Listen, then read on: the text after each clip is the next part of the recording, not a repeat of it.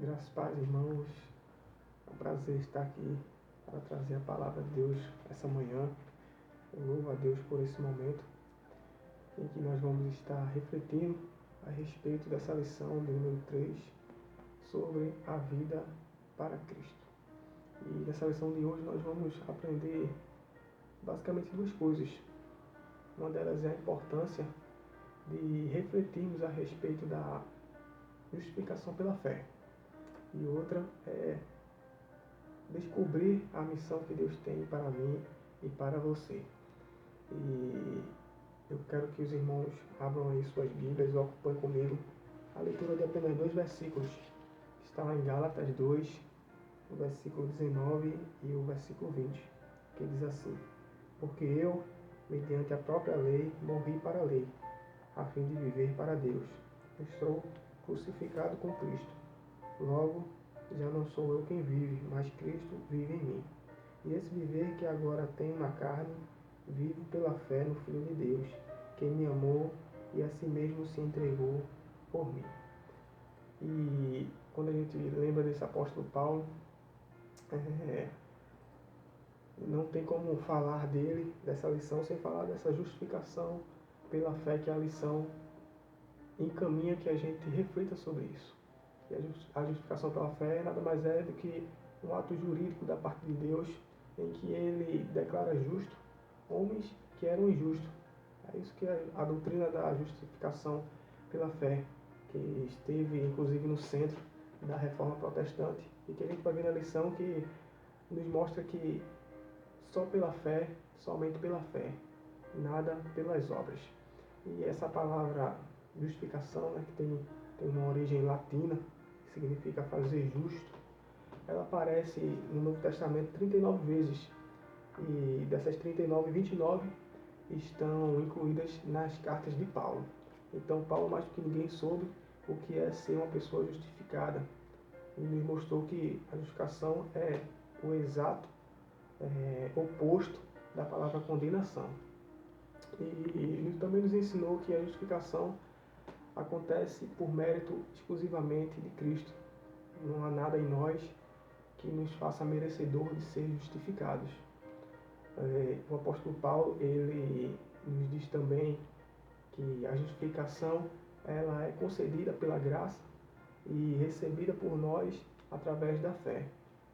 Isso causou, inclusive, uma tensão para alguns estudiosos entre Paulo e Tiago, porque o Tiago, lá na carta dele, no capítulo 2, versículo 24, ele diz que o homem é justificado pelas obras e não somente pela fé. Mas quando a gente estuda o texto um pouco mais a fundo, nós percebemos que o Tiago nunca quis ensinar uma justificação combinada entre fé e obras. Ele quis apenas dizer que as obras elas evidenciam a fé genuína que uma pessoa tem.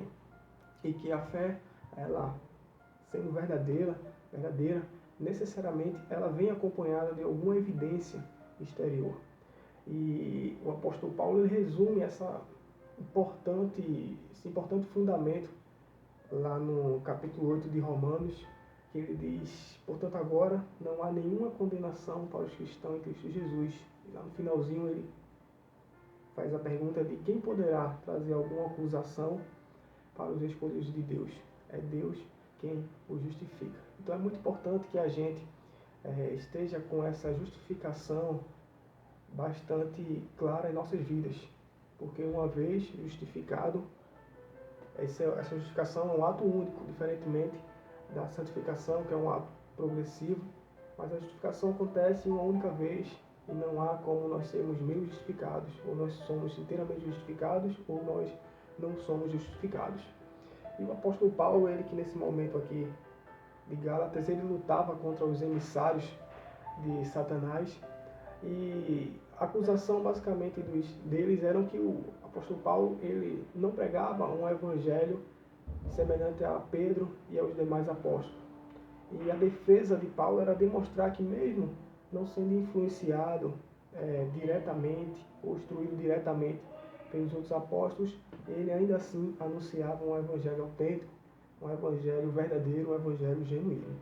Então, nos primeiros versículos aqui desse capítulo 2, do 1 até o versículo 10, nós vemos uma comissão que era de Paulo sendo recebida, inclusive pela a igreja de Jerusalém.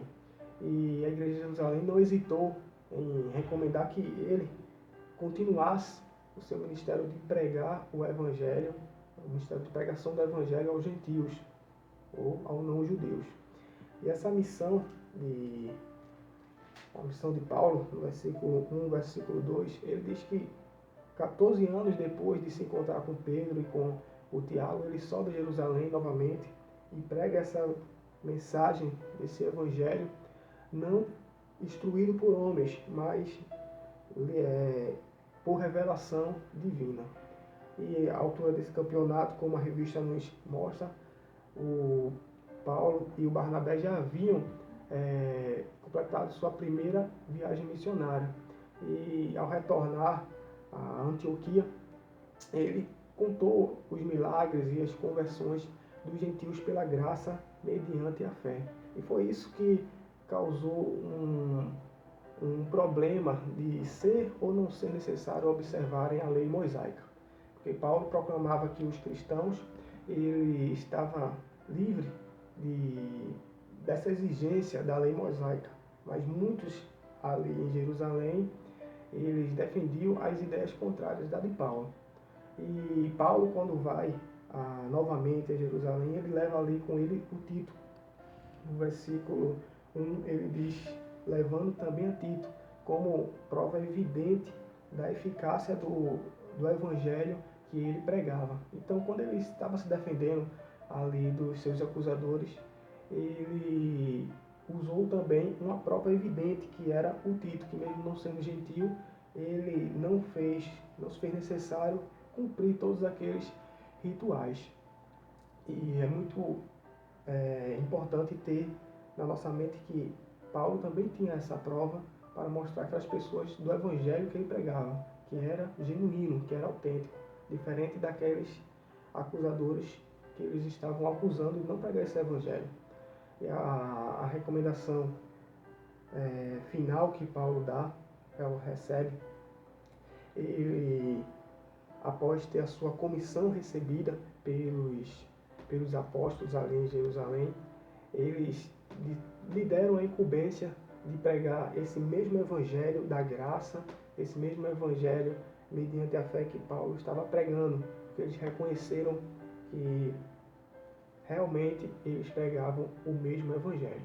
E a reflexão que nós temos nessa primeira parte da lição, que nós estamos estudando agora, é que existe um único evangelho.